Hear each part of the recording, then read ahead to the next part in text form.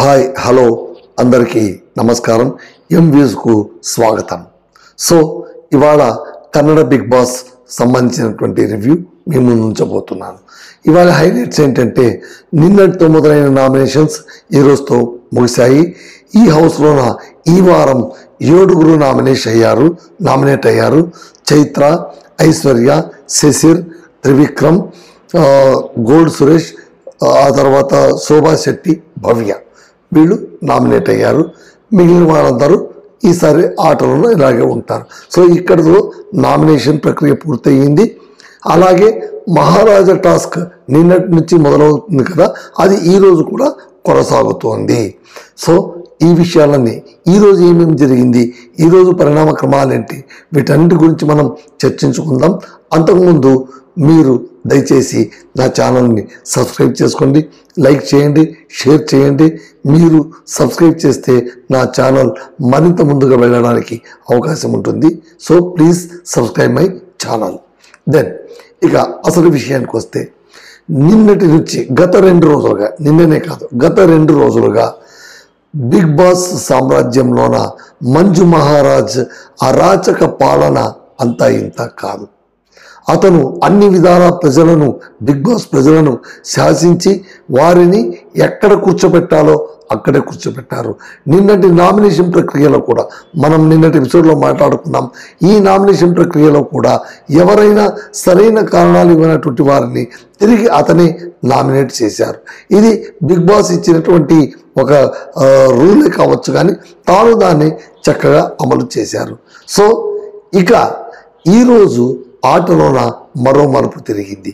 ఈ మహారాజు టాస్క్లోన ఒక కొత్త పవర్ కార్డును ఎంటర్ చేయించారు బిగ్ బాస్. సో ఈ ఇంటిలో ఇవన్నీ జరుగుతున్నప్పుడు అందరినీ సభ్యుల్ని కూర్చోపెట్టి బిగ్ బాస్ ఒక మాట చెప్తారు. మంజు మహారాజా, మీరు గత 2 రోజులుగా మీ పాలనను చాలా చక్కగా కొనసాగిస్తున్నారు. మీరు మీ కుతంత్రంతోనూ మీ అహంకారంతోనూ ప్రజలను శాసిస్తూ ఉన్నారు. అంతవరకు బాగానే ఉంది. ఇప్పుడు మీ సామ్రాజ్యంలో ఒక కొత్త వ్యక్తి రాబోతున్నారు. వాళ్ళెవరూ కాదు, మీ ముద్దుల చెల్లెలు, ఈ రాజ్యపు యువరాణి మంజు మహారాజ్. ఆయన ఎంతటి కుతంత్రుడు అంటే సమభాగం రావాల్సినటువంటి రాజ్యంలో సమభాగం వాటా రావాల్సినటువంటి యువరాణిని కుట్రలు కుతంత్రాలతో రాజ్య బహిష్కారం చేసి తానే మొత్తం రాజ్యాన్ని అనుభవిస్తున్న తరుణంలో మళ్ళీ యువరాణి తన సైన్యం గుంపుతో ఆ రాజ్యంలో ప్రవేశిస్తుంది. ఈసారి ఎలాగైనా ఆ సింహాసనాన్ని, ఆ రాజ్యాన్ని చేజిక్కించుకోవాలని గట్టి ప్రయత్నం చేయడానికి దృఢ సంకల్పంతో వస్తుంది. ఇక్కడ మొదలవుతుంది రాజ్యంలోన ఇరు అధికారుల యుద్ధం, మాటల యుద్ధం. ఒకవైపు మహారాజు, మరొక వైపు యువరాణి. వీళ్ళిద్దరి మధ్య ప్రజలు కూడా 2గా చీలిపోతారు. ఈ 2 వర్గాల ప్రజల అండదండలతో వీళ్ళిద్దరూ కూడా ఎలా యుద్ధం చేస్తారు, వాళ్ళ టాస్క్లు ఎలా ఆడతారు, చివరికి ఎవరైతే ఆ సీటులో కూర్చోగలుగుతారో, ఆ సింహాసనంలో కూర్చోగలుగుతున్నారో వారు మున్ముందు కెప్టెన్ టాస్క్లో ఆడటానికి అర్హులవుతారు. ఆల్రెడీ ఇప్పటికే మహారాజు కెప్టెన్ టాస్క్లోనే ఆడడానికి అర్హులయ్యారు.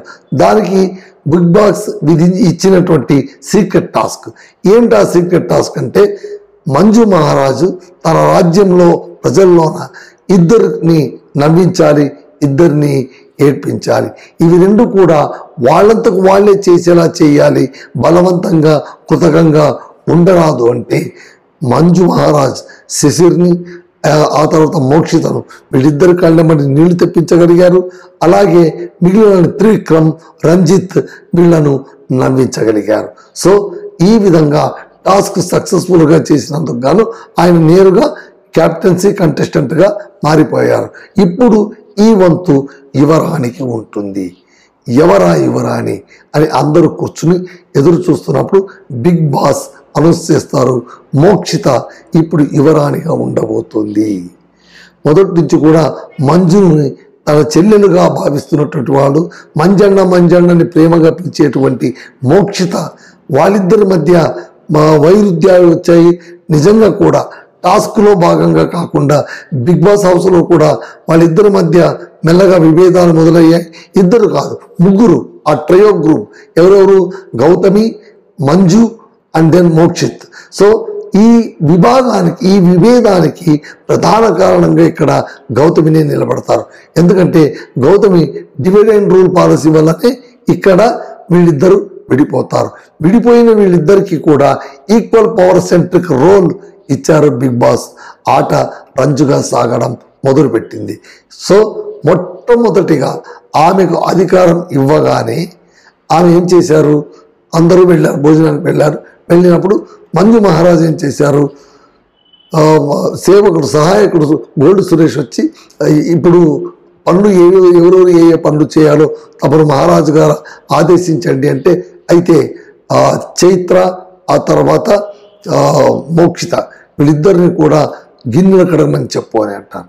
అక్కడ వెళ్ళి ఆమె చెప్పినప్పుడు సురేష్ ఇట్లా మహారాజు గారు ఆదేశించారు, మీరు అంటు తోమాలంట అని అన్నప్పుడు మోక్షిత, నన్ను ఆల్రెడీ బిగ్ బాస్ యువరాణిగా ప్రకటించారు కాబట్టి నేను అంట్లు తోమరాదు, నేను తోమను, ఇదే విషయాన్ని మహారాజు గారికి చెప్పండి అనగానే అతను వెళ్ళి, మహారాజా ఇలా చెప్పారు మహారాణి అంటే, సరే నేను యువరాణికి చెప్పాను, యువరాణి ఇంకెవరికైనా చెప్పొచ్చు ఆ పని అంటే వెంటనే ఆమె ధనరాజుకు అప్పచెప్తుంది. సో ఇలాగా మొదటి అడుగుతోనే వాళ్ళిద్దరి మధ్య ఒక ఘర్షణ వైఖరి మొదలైంది. ఆ తర్వాత ఆమె నేరుగా క్యాప్టెన్ రూమ్లో ప్రవేశించడానికి ప్రయత్నిస్తుంది. అయితే అక్కడ మంజు మహారాజ్ గట్టిగా నిరోధిస్తాడు. ఎలా నువ్వు లోపలికి వస్తావు, క్యాప్టెన్ హౌస్లో రావడానికి నీకు వీలు లేదు, అవకాశం లేదు, నీకు అనుమతి లేదు, నువ్వు బయట ఉండి తీరాల్సింది అని అన్నప్పుడు మోక్షిత యువరాణి మళ్ళీ కన్ఫెషన్ రూమ్లో వెళ్ళి బిగ్ బాస్ దగ్గర ఆమె సందేహం అడుగుతుంది. నేను క్యాప్టెన్ హౌస్లో వెళ్ళొచ్చు అంటే, మీరు ఈ ఇంటికి యువరాణి, అతను మహారాజు, ఇంతకు మించి నేనేం చెప్పను, మీ తెలివితేటలు ఉపయోగించుకొని మీ అధికారాలేవో మీరు హాయిగా అమలు చేసుకోండి అనగానే ఆమె వెంటనే ఖచ్చితంగా బిగ్ బాస్ హౌస్లోకి వెళ్ళాలి అనుకుంటారు. ఈలోగా రెండు గుంపులుగా విడిపోతారు. ఇక్కడ ఒక ఐదుగురు విడిపోతారు. సో ఇక్కడ మంజు మహారాజ్ దగ్గర గౌతమి, ఐశ్వర్య, ఆ తర్వాత త్రివిక్రమ్, సురేష్ వీళ్ళు ఉంటారు. ఇక్కడ రాగానే మనకు చైత్ర, ఆ తర్వాత హనుమంత, శశిర్, రంజిత్ వీళ్ళు ఇక్కడ ఉంటారు. సో ఇక్కడ నలుగురుగా విడిపోయిన తర్వాత ఇక్కడ అసలైన గేమ్ మొదలవుతుంది. ఎప్పుడైతే తన వద్ద సైన్యం వచ్చి చేరుతుందో మోక్షిత యువరాణి నేరుగా క్యాప్టెన్ రూమ్లోకి వెళుతుంది. వెళ్ళి ఆమె కూర్చుంటుంది. ఆమె కూర్చున్నప్పుడు మహారాజు గారు వచ్చి, ఇలా కూర్చోకూడదని మీకు తెలియదా అంటే, నేను ఇక్కడ కూర్చున్నాను, ఒకవేళ నేను కూర్చున్నది తప్పైతే బిగ్ బాస్ నన్ను శిక్షిస్తాడు, నేను ఎలాంటి శిక్షకైనా నేను సిద్ధంగా ఉన్నాను అని చెప్తాను. ఆ తర్వాత మోక్షిత యువరానికి బిగ్ బాస్ ఇంకో మాట చెప్పింటారు, గార్డెన్ ఏరియాలోన ఒక సింహాసనం మీకోసం ఏర్పాటు చేశాం, మీరు ఆ సింహాసనంలో కూర్చొని మీరు మీ సైన్యంతో కలిసి తంత్రాలు ఆలోచనలు ఇవన్నీ కూడా మీరు అమలు చేసుకోవచ్చు అని అన్నప్పుడు మోక్షిత యువరాణి పోయి కూర్చొని వాళ్ళతో మాట్లాడుతూ ఉండగా అటు మంజు మహారాజ్ తన గుంపుతో సహా వస్తారు. అక్కడ జై నినాదాలు ఇస్తున్నప్పుడు ఘర్షణ వైఖరి ఏర్పడుతుంది. ఆ ఘర్షణ వైఖరిలోన హనుమంతును మహారాజా ఎత్తి అవతల పడేస్తారు, శశిని కూడా ఎత్తి అవతల పడేస్తారు. అయితే రంజిత్ ఆమెకు రక్షణ కోటగా నిలబడతాడు. ఇదింత డ్రామా నడుస్తూ ఉన్నప్పుడు ఇది ఓకే, ఇది యువరానికి మహారాజుకు మధ్య జరుగుతున్నటువంటి ఒక వాగ్యుద్ధం. బహుశా నాకు అనిపిస్తోంది రేపటి నుంచి వీళ్ళిద్దరి మధ్య, ఈ రెండు టీముల మధ్య టాస్కులు మొదలవుతాయి. టాస్కుల్లోనే ఎవరు గెలుస్తారో వాళ్ళు కూడా క్యాప్టెన్సీ కంటెస్టెంట్గా వెళ్తారని నాకు అందుతున్నటువంటి సమాచారం. సో ఇక్కడ టాస్క్ అంటే మళ్ళీ నార్మల్గా వాళ్ళు వేషధారణకు వచ్చిన తర్వాత ఇక్కడ గౌతమికి ఆ తర్వాత మంజుకు మధ్య మాటలు జరుగుతాయి.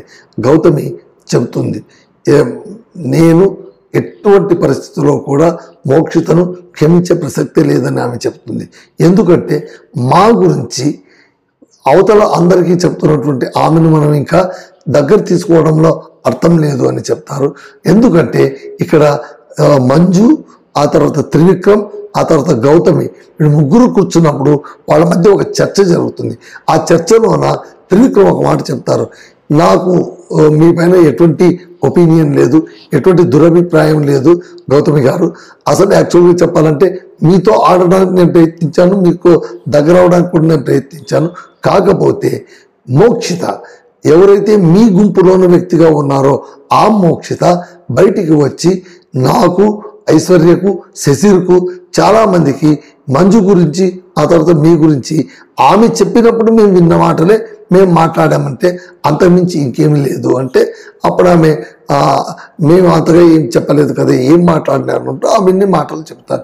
చెప్పిన తర్వాత కూడా ఇంకో మాట అంటాడు ఆయన, ఎవరు, త్రివిక్రమ్. ఆమె మా దగ్గర ఒక మాట మాట్లాడుతుంది, మళ్ళీ మీ దగ్గర స్నేహంగా ఉంటుంది, మళ్ళీ మా దగ్గర స్నేహంగా ఉంటుంది, అందుకే నేను ఆమెను 2 తలల నాగుపాము అని చెప్పానండి అని చెప్తారు. సో ఈ విషయం విన్నప్పటి నుంచి గౌతమి చాలా అంట్రెస్ట్గా ఫీల్ అవుతుంది. ఆమె ఏమంటుందంటే ఇలా జరిగితే ఎలా, మన మధ్యనే చిచ్చు పెట్టారు అంటూ ఆమె అంటుంది. మంజు దగ్గర కూర్చొని మళ్ళీ ఇంకోసారి దఫా మాట్లాడుతున్నప్పుడు మంజు పాపం కన్నీరు కారుస్తాడు. ఆయన భావోద్వేగానికి గురి అవుతాడు.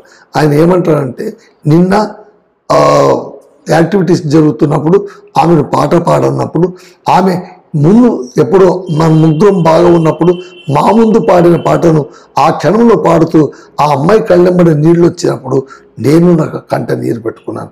నిజం చెప్పాలంటే నేను ఏడ్చేవాడినే కాదు, నాకంటే నీరు రాదు. చివరికి నేను నా తల్లిదండ్రులను తలుచుకుని తప్ప ఇంకెవరిని తలుచుకున్నా నా కంట్లో నీళ్ళు రావు. అలాంటిది ఆమెను నా చెల్లెలు అనుకొని నా కళ్ళెంబడి నీళ్ళు వచ్చాయి. ఈ కన్నీటికి ఆమె విలువ ఉంచుకోలేకపోయింది, నా గురించి చెడుగా మాట్లాడింది అని చాలా భావోద్వేగంతో గౌతమి దగ్గర అనడం.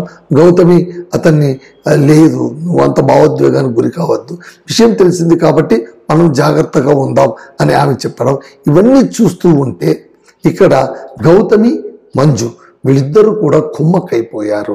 ఇక్కడ కూడా మళ్ళీ మనం ఆలోచించాల్సింది ఏంటంటే, మంజు ఎంత వైలెంట్గా గేమ్ ప్లే చేసినా కూడా, ఎంత అద్భుతంగా ఆడినా కూడా ఒక రకంగా ఆయన గౌతమి చేతిలో ఉన్నాడేమో.